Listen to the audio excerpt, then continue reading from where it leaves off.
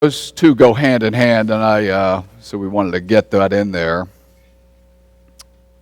Near the end of my first year in seminary, which is increasingly getting really, really far into the distance, I got a call from a woman named Elsa, and I'd never had met Elsa before, but Elsa attended the church I was working at, church where Francis and I were the youth directors at the time. And Elsa said on the phone, "I like what you're doing. I like what you've been doing with the young people of the church, and I have a deal for you." And she said, "I've just retired. I've bought an RV, and my plan is to go around the country and with my friend, and we're going to bike, golf, play tennis, and hike in every state of the country." And I thought to myself, this would be cool to go along with her to do that. But she said, "I'm going to put all my possessions in storage, and I don't know if I'm going to sell my house or not, but I want you and Francis to come live there. I want you to take care of my house. All I would ask from you is $400 a month." And even though that was almost 20 years ago, that was an incredible deal because I was paying about $380 in a roach-infected seminary apartment. But we became her tenants. And we were excited to do that while she roamed the country. And I don't think she had a cell phone. I'm not sure cell phones existed at that time. She certainly didn't have email, so we never, ever knew where Elsa was.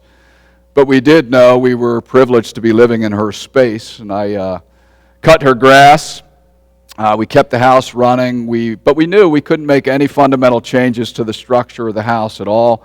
She told us you can't paint, you can't knock down a wall, you can't put up a fence.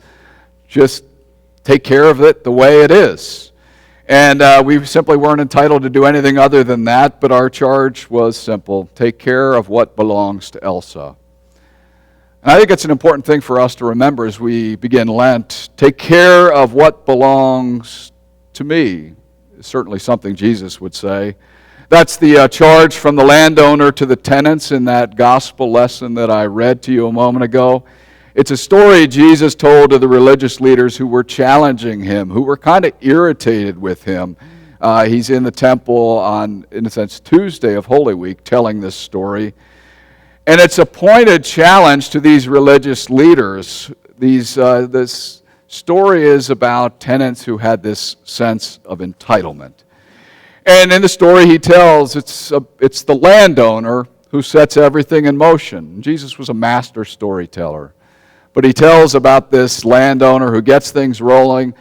This landowner has a vision for his land, and he acts upon that vision. It says he puts a fence around his land, he digs a wine press, puts in a watchtower. But when you think about it, the most important thing he did, and everything in the story is important, the most important thing he did was plant. If you're going to have a vineyard, you must do some planting along the way. And he reminds us that the vineyard owner is the one who takes all this initiative, who makes the first effort.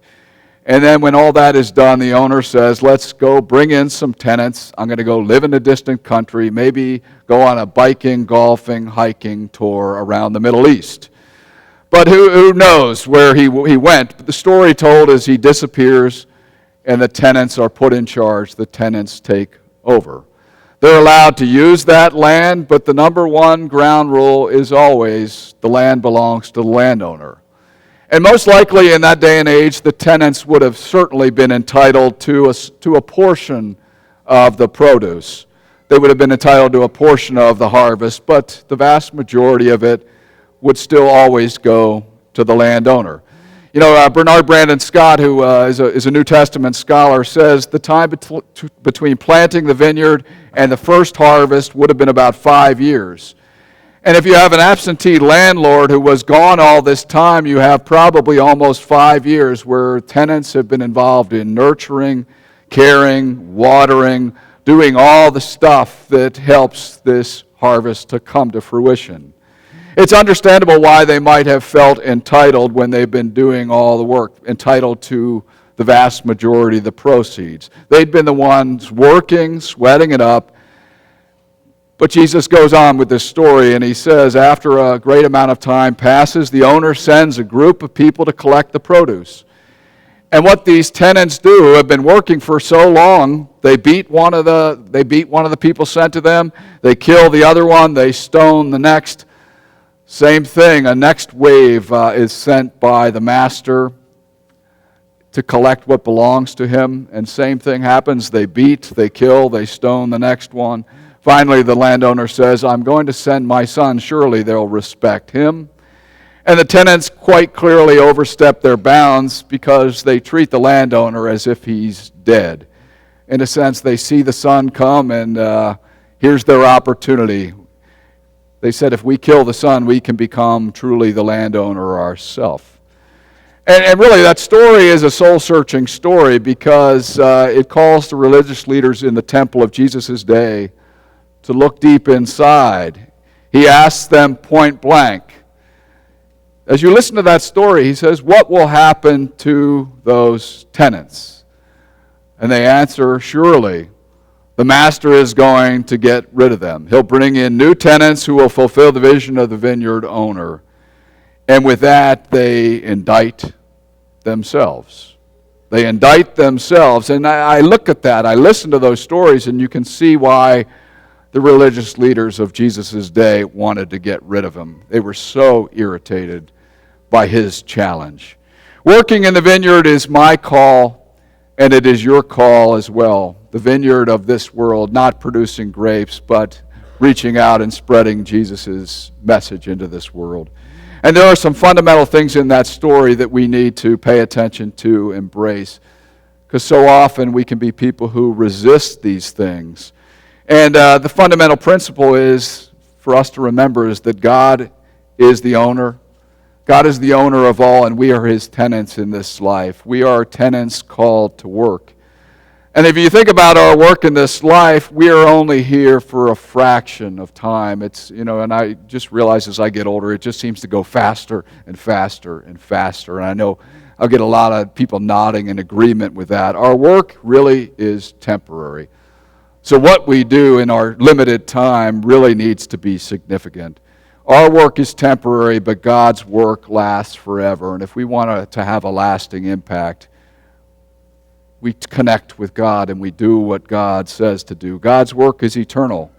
And as much as the world will try to teach us that we're entitled to whatever we want in this life and do whatever we want, you and I remember that what we have ultimately all belongs to God. A good tenant on this earth acknowledges that what you have comes from God, every last bit of it. Every talent, your time, certainly every financial resource you have is God's. The key thing we should wrestle with all the days of our life, and it's a very good thing to wrestle with as we begin Lent, is how much of what God has given us do we keep for ourselves, and how much do we return in thanksgiving and praise for all he has done. Lent is a great time to ponder that. The one thing I try to remember is that tenants are not to make fundamental changes to God's vision of the world. I couldn't make changes to Elsa's house. She said, hey, keep it in good order. Good tenants recognize that we can't pretend we're entitled to everything. I think about my kids and all they're taught by marketing and advertising. And our culture is teaching kids you're entitled to all the nicest apartments, the nicest homes, the fanciest cars, the latest gadgets, all the latest gizmos, the fanciest clothes, experience after experience after experience. And I recognize, and we want the kids to recognize, those things are just temporary. They're not ultimately that important to what God has to say. I believe that what Jesus was saying to the religious leaders of his day and what he was saying to us is the only thing we truly are entitled to in this life is to let our light shine so that other people might be blessed. We are entitled in this life to bless other people as much as we want. In fact, go out of your way to keep blessing. We're entitled to share freely. We're entitled to go out of our way to care over and over and over. We're entitled to live generously. We're entitled to be as daring and as giving as humanly possible. Last weekend, our kids did the 30-hour famine. It was a wonderful weekend of outreach with the hunger benefit concert here, the housing benefit, and then the 30-hour famine. The kids raised over $10,000, which I still find utterly amazing. And the kids asked many of you to contribute to the cause. But one of the stories we told them as we sort of finished, and they were ready to eat at 1 o'clock at the 30th hour, we made sure they could eat. But one of the stories we told right there at the end was of a person in the church who had supported this effort last year, and nobody had asked them. And that person didn't just say, well, nobody asked me. What they did was got on the phone and called the person they had given to last year and said, I have a check that I want to give you. I want to contribute to what you're doing. You're making a difference, and I want to give it to you. How can I get that to you? And for me, I just thought that was an absolutely powerful and wonderful and inspiring witness. That when people are doing God's work in this world, even if it's just for a temporary period of time, it inspires people. They want to join in.